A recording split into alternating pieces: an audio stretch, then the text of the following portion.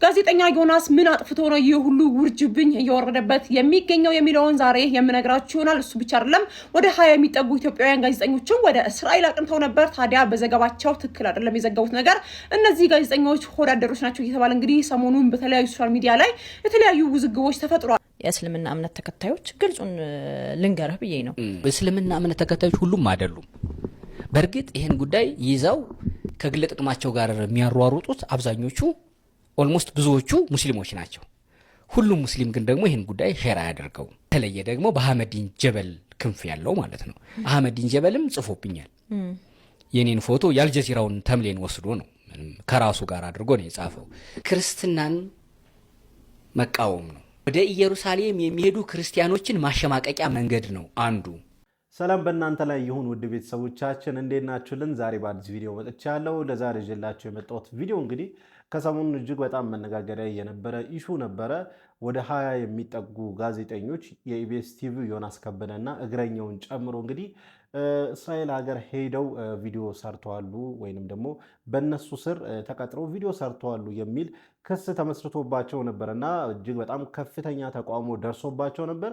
በዚህም የተነሳ ታዲያ ትላንትናው ዕለት እግረኛው ሚዲያ ምላሽ ሰጥቷል። እስቲ ቪዲዮን እንመለከታለን አንድ ላይ ሆነን ምን አለ የሚለውን፣ ከዛ የራሳችን ሀሳብ አስተያየት የምንሰጥበት ነው የሚሆነው።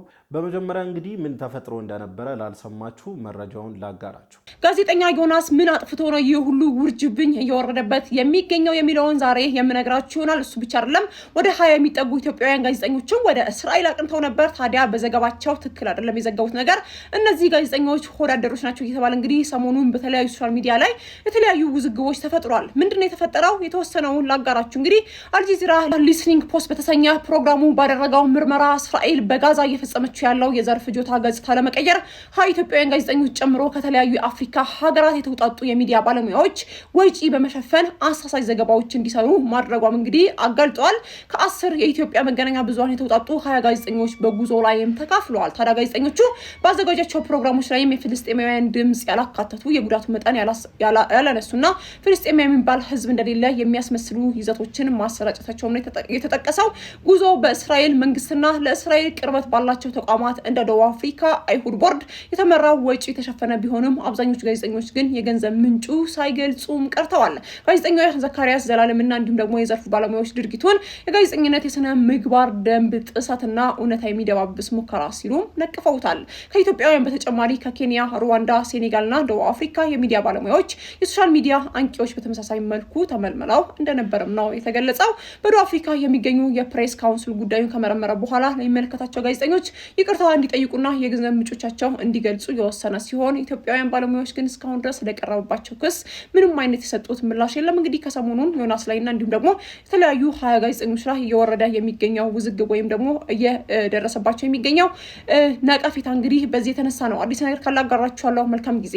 እንግዲህ ምን ተፈጥሮ እንደነበረ ላልሰማችሁ ነው ይህንን መረጃ ያጋራኋችሁ። እንግዲህ እንደሰማችሁት ነው ወደ 20 የሚጠጉ ኢትዮጵያን ጋዜጠኞች አልጀዚራ ነው እየሰራው ዶክመንተሪውን።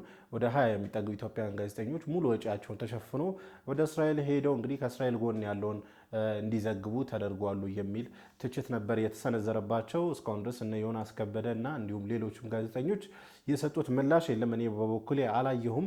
ነገር ግን እግረኛው ሚዲያ በትላንትናው ዕለት ቪዲዮ ለቋል ወይንም ምላሽ ሰጥቷል። እኔ አላጠፋውም እያለ ነበረ። እስቲ እግረኛው ሚዲያ ምንድን ነው የሚለው ሀሳቡን እንስማና ከዚያ የራሳችን ሀሳብ አስተያየት እንሰጥበታለን። የእስልምና እምነት ተከታዮች ግልጹን ልንገርህ ብዬ ነው። እስልምና እምነት ተከታዮች ሁሉም አይደሉም።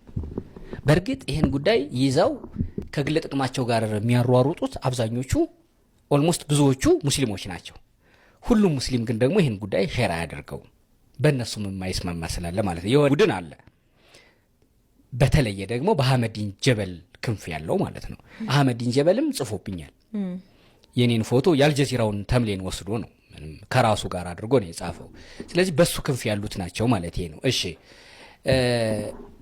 አንዱ ዶክመንተሪው ሀሳቡ ኢየሩሳሌም ኢትዮጵያ ሃይማኖት አለው እስራኤል አሁን ለኔ እስራኤል በሚድል ውስጥ ያለች አንዲት ሀገር ብቻ አይደለችም።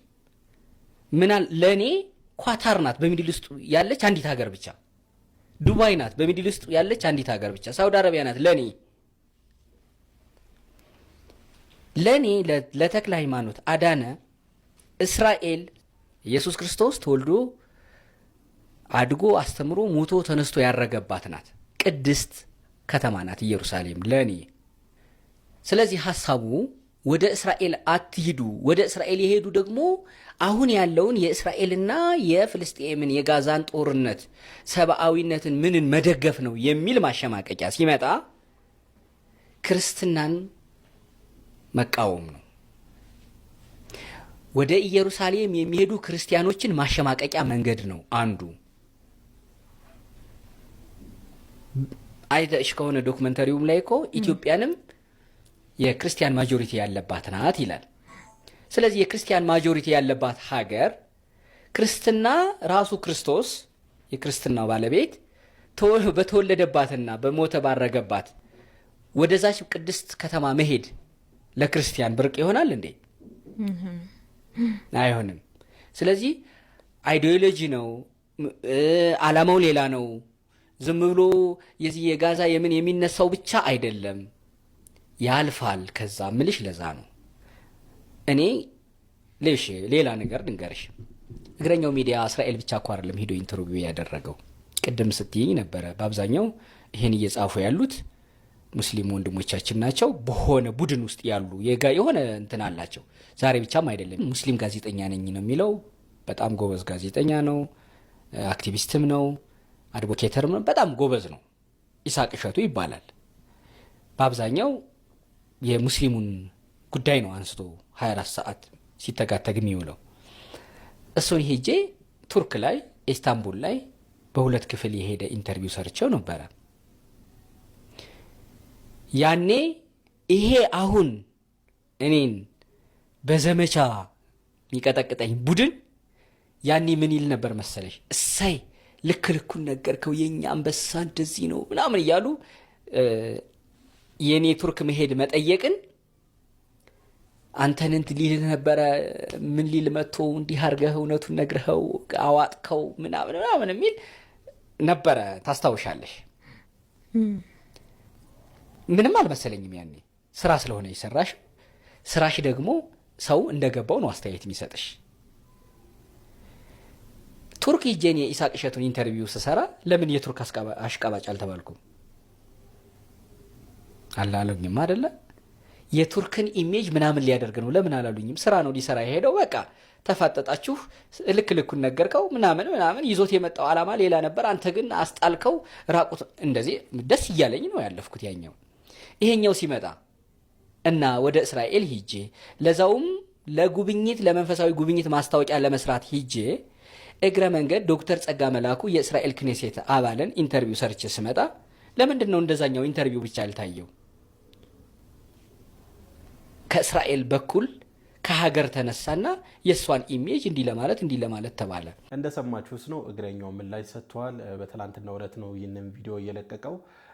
እኔ ለመንፈሳዊ ጉዞ ነው ወደ እስራኤል የሄድኩት፣ እግረ መንገዴ ነው ኢንተርቪው ያደረግኩት እንጂ እኔ ተችዬ ገንዘብ ተሰጥቶኝ ምናምን አይደለም ወደዛ የሄድኩት እያለ ነበርና ፕላስ ደግሞ ከይስሐቅ እሸቱ ጋር ምናምን እያነጻጸረው ነበር። ጉዳዩን ወደ ሌላ መንገድ እየወሰደው ነበር።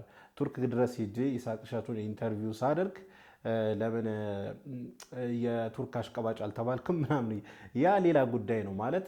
ቱርክን አይደለም ኢንተርቪው ያደረገው እግረኛው። እዚህ ጋር የተሳሳተ ይመስለኛል፣ የሆነ የተጋጨ ንግግር ነው የተናገረው። እዛ ሄዶ ኢንተርቪው ያደረገው ግለሰብን ነው፣ ይስሐቅ እሸቱን ነው። እዛ ሄዶ ደግሞ ኢንተርቪው ያደረገው አንድን ሀገር የሚወክል ባለስልጣንን ነው። እዚህ ደግሞ ግለሰብን ነው የወከሉ። ስለዚህ ምንም የማይገናኝ ነገር ነው እግረኛው ምላሽ የሰጠውና ብዙ ነገሮችን ሲያወራ ነበረ። የአህመድ ዲን ጀበል ግሩፖች እያለ ነበረ ምናምን፣ ሙስሊም ውስጥም ገብቶ ለመከፋፈል እየሞከረ ነበረና እዚህ ጋር እግረኛው ትንሽ መስመር እየሳተ ይመስለኛል። የተሳሳቱ ንግግሮችንም ሲናገር እየሰማው ነበረ። አንደኛ ሙስሊሞችንም የሚከፋፈል ንግግር ነው ሲናገር የነበረው። ሁለተኛ ደግሞ ምንም ሎጂካሊ ያልሆኑ ንግግሮችን ነው ሲናገር የነበረው። እግረኛው ለእኔ በቂና ጥሩ ምላሽ መልሷል ብዬ አላስብም። ሌላ ዳርዳር ነው ሲሄድ የነበረው። በቀጥታ ስለ ጉዳዩ የተጠየቀውን ጥያቄ በእርግጥ እኔ በግሌ ነው የሄድኩት ብሎ መልሷል። ነገር ግን እዛ ሄዶ ኢንተርቪው ያደረገውን ግን ለምን እሱን ኢንተርቪው አደረግክ ለሚለው ምላሽ አድርጎ የወሰደው ይስሐቅ እሸቱንም እኮ ቱርክ ሀገር ድረስ ሄጄ ኢንተርቪው አድርጌዋለሁ ነው። ይሄ ደግሞ በቂ ምላሽ ነው። ብዬ አላስብም እኔ በግሌ። ለማንኛውም እስቲ እናንተስ ምን ትላላችሁ? ሀሳብ አስተያየታችሁን ኮሜንት ላይ ብታሰፍሩልኝ ደስ ይለኛል። ለዛሬ ይዤላችሁ የመጣው ቪዲዮ ይህን መስል ነበረ። ቪዲዮ ከወዳችሁ እንደተለመደው ሁላችሁም ላይክ አድርጉ። ይህ ቪዲዮ እንዲዳረስ ደግሞ ሼር አድርጉ። ለዚህ ቻናል አዲስ ከሆናችሁ ሰብስክራይብ አድርጉ። የደወል ምልክቷን ይጫኑ። በቀጣይ በአዲስ በቆንጆ ቪዲዮ እስከምንገናኝ ሰላም።